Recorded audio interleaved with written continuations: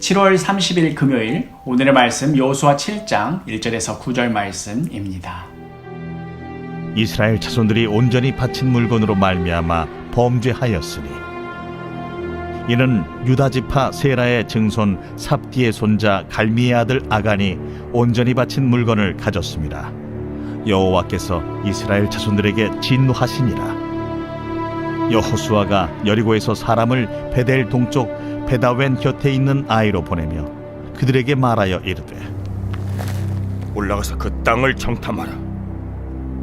그 사람들이 올라가서 아이를 정탐하고 여호수아에게로 돌아와 그에게 이르되 백성을 다 올라가게 하지 말고 2-3천 명만 올라가서 아이를 치게 하소서. 그들은 소수이니 모든 백성을 그리로 보내어 수고롭게 하지 마소서. 함으로 백성 중 3,000명쯤 그리로 올라갔다가 아이 사람 앞에서 도망하니 아이 사람이 그들을 36명쯤 쳐 죽이고 성문 앞에서부터 스바림까지 쫓아가 내려가는 비탈에서 쳤으므로 백성의 마음이 녹아 물같이 된지라.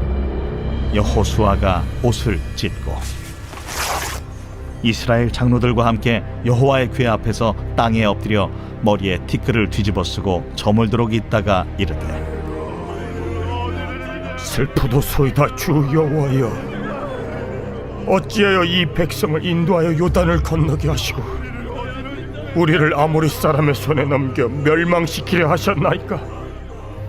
우리가 요단 저쪽을 만족하게 여겨 거주하였다면 좋을 뻔하였나이다. 주여, 이스라엘이 그의 원수들 앞에서 돌아섰으니 내가 무슨 말을 하오리까? 가나안 사람과 이 땅의 모든 사람들이 듣고 우리를 둘러싸고 우리 이름을 세상에서 끊으리니 주의 크신 이름을 위하여 어떻게 하시려 하나이까? 여리고성의 정탐꾼 이야기는 여호수아 2장 전체를 차지하고 있는 반면에 아이성의 정탐꾼 이야기는 오늘 말씀 중에 단 2절 만에 끝이 나고 맙니다. 결론도 확연히 다르지요. 3절에 여호수아에게로 돌아와 그에게 이르되 백성을 다 올라가게 하지 말고 2-3천 명만 올라가서 아이를 치게 하소서. 그들은 소수이니 모든 백성을 그리로 보내어 수고롭게 하지 마소서 하므로. 정탐 보고서에는 아이성을 치는데 필요한 구체적인 수치가 나와 있습니다. 또한 이러한 수치가 나오게 된 전략적 이유도 나와 있습니다. 다음에 여리고성 정탐 보고서 결론과 한번 비교해 봅시다. 여리고 정탐 보고서에는 이렇게 나와 있지요.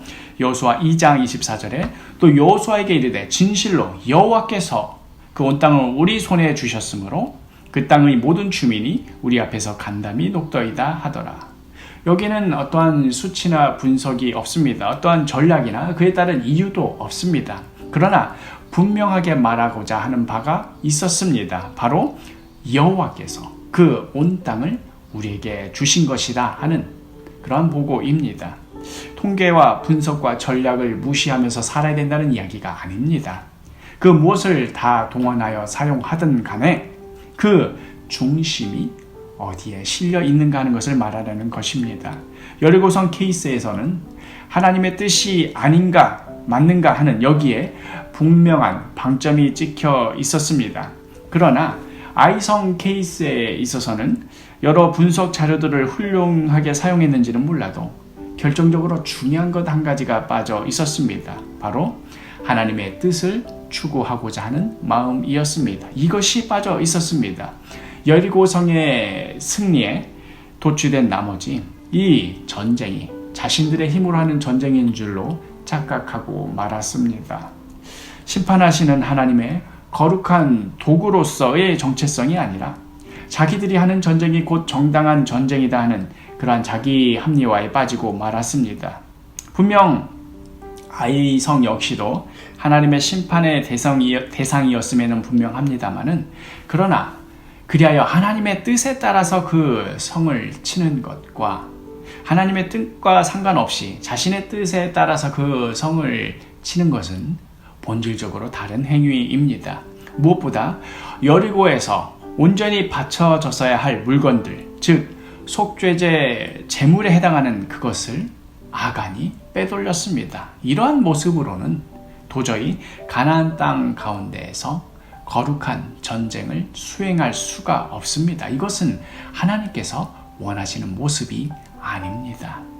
결국 간단한 일이라 여겨졌던 아이성 전투는 이스라엘의 대패배로 첫 라운드가 끝이 나고 맙니다. 여호수아는 절규하며 땅에 엎드리게 되지요. 어디서부터 잘못된 것일까?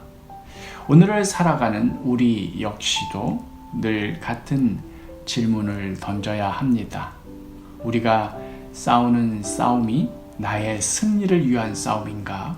아니면 하나님의 거룩하심을 드러내기 위한 싸움인가? 하나님의 뜻을 따르기 위한 싸움인가? 아니면 나의 뜻을 이루기 위한 싸움인가?